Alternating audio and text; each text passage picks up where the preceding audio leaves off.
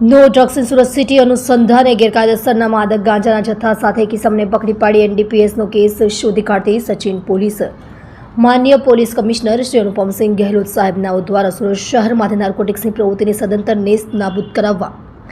No drugs in Surat city અભિયાન હેઠળ સુરત શહેરમાં ચોરી છુપીથી નાર્કોટિક્સ ડ્રગ્સ લાવી સુરત શહેરમાં વેચાણ કરતા નાનામાં નાના પેડલરો વિરુદ્ધ કડક કાર્યવાહી કરવા સારું ઝુંબેશ ચલાવેલ હોય જે સંબંધે મહેરબાન સંયુક્ત પોલીસ કમિશનર શ્રી સેક્ટર 2 સાહેબ તથા મહેરબાન નાયબ પોલીસ કમિશનર શ્રી ઝોન 6 સાહેબ તથા મહેરબાન મદદનીશ police commissioner Shri I division સાહેબનાઓ તરફથી અસરકારક કામગીરી કરવા અવારનવાર સૂચનાઓ આપેલ હોય જે અનુસંધાને police inspector Shri P N Vaghela નાઓના માર્ગદર્શન હેઠળ તેમજ સર્વેલન્સ સ્ટાફના police sub inspector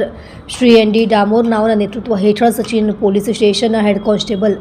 Sahdevsinh Gajendrasinh અને પોલીસ કોન્સ્ટેબલ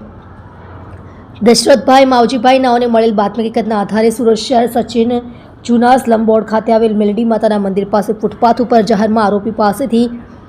માદક પદાર્થ ગાંજો જેનું વજન 88 ગ્રામ જેની કુલ કિંમત ₹4,400ની મત્તાના મુદ્દામાલ સાથે પકડી પાડી પ્રશંસનીય કામગીરી કરેલ છે। આપ જોઈ રહ્યા છો ગુજરાતની સૌથી પહેલા ખબર આપતી Surat express news channel director Rajesh મંગલેની સાથે।